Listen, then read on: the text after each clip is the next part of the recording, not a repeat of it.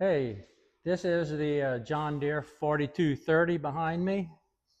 I've had it for many years. Going through it a few times, I've replaced the clutches, so I won't be doing any clutch rebuilding today. But I'm going to replace the synchronizer clutches and the top shaft of the transmission. I'm going to show you how to disassemble this tractor, especially if you're a first-timer. I find that a lot of the videos, if you want to split a tractor and they say, okay, we're gonna take this tractor and we're gonna split it right here, and then all of a sudden in the next picture it's split. So did I miss something? What happened? Where's the rest of the video? And so on. So I'm going to show you a little bit more detail, and because I'm a first timer also, but I've been around tractors a long time and have tractor friends and did a lot of research, but I'm going to do a little bit more detail so you can see what I'm actually disconnecting and why. I'm going to go over my stands, kind of give you an idea what I did for my tractor stands. I'll put some pictures up there. You can take a look at them. I do some crank down legs that I purchased from Amazon. I believe they were like $65 a piece. Not bad. And put some wheels on the bottom so I can crank it down. Also, let's talk about, I'm gonna show you the rear jack stand that I made. That one cost me less than $100 also. Well, though the tractor stand was more than 100 because I bought two crank down legs at $65 a piece. My friend Lee provided the metal and the welding. Then I just had to buy the wheels. But anyway, you need, if you're going to take the top shaft out of your transmission, it comes out the top, and you want to replace your synchronizers and that.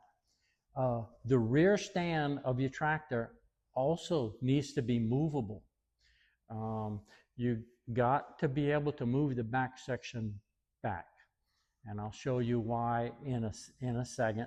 It's not just to move it back, it's actually to make the wheels roll so you can get the oil pump off the back of the transmission.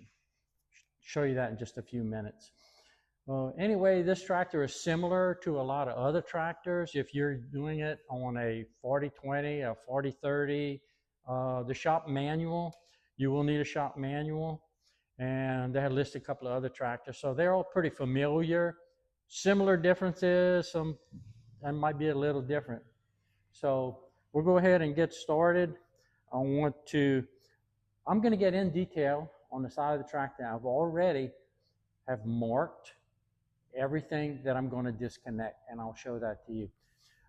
I removed some of the skins. I removed the hood, I removed the battery boxes and the floor. I am going to remove more metal back here, and I'll do that a little later on, and I'll be able to get down to it. So anyway, let's take a look at the stands and show you how they look and how they work, and hope now let's take just a minute to review some homemade splitting stands. And you will need a pair, however you make them, or have some that you can borrow, whatever. This is a set. These come from Amazon, and you can weld them, and they're welded directly to this plate. This is 3/16 donated by Mr. Lee, and he welded them up for me. Now, I got two pair. They were $65 a piece. I'm gonna send you a link to that right now. There they come, and they're not very expensive, but they are very strong. They can each hold, I believe, 6,000 pounds, and they're adjustable. Just want to get the right height legs, and I put some wheels on the bottom and welded them. I was going to bolt them, but said, hey, you welding, Lee, go ahead and weld them on there. So we put some on the bottom. I also welded a bracket. I made a bracket right here, welded it to this side, and put another brace up to these two bolts right here. Now, these bolts are exactly 12 inches apart. And these two bolts are carriage bolts. They're 5/8 of an inch. And they're about, oh, I guess 2 inches long. But I couldn't find 2 inch, so I got some 4 inch and I cut them and then put them on there. So that takes care of this, and that keeps care, not necessarily this, probably can do without this, but I wasn't taking any chances. Now also, you look in the middle between here, you'll see a strap.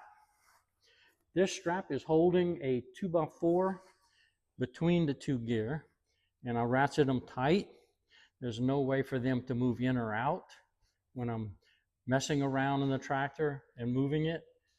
And I put them up here at the top because the bottom part is extendable. This will go up and down with the crank. You can move them up or down right there. All right, so that's the front. Now the back, if you're doing the clutch, the back does not have to be movable. You can just move the front. But if you're doing the top shaft or any shaft in the transmission, you have to remove the oil pump on the back of the transmission. And the back bearing on the top shaft has a race, and the race is embedded into the case. The pump is bolted right up to the back of the case. The bearing is flush against the case, sense of that pump.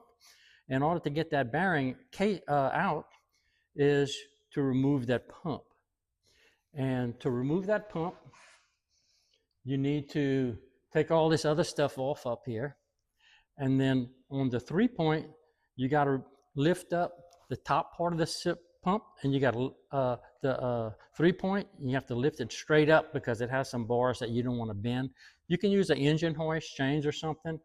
That allows you to get into the whole back section. And the reason it has to roll is because in there is the ring gear, okay, the ring gear, and the ring gear is connected to the housing or the chunk. It's bolted to it. Now that chunk that the ring gear is bolted to it has a flat spot on one side. That flat spot is for you to be able to remove the oil pump. So if it's not in the right spot to be able to remove the pump, you have to roll it backwards and turn the ring gear. As you're turning the ring gear, you're going to see the flat spot come up. Everything's rounded, but when it gets here, you're going to have a flat spot, and you're going to have room to move that pump out of the way.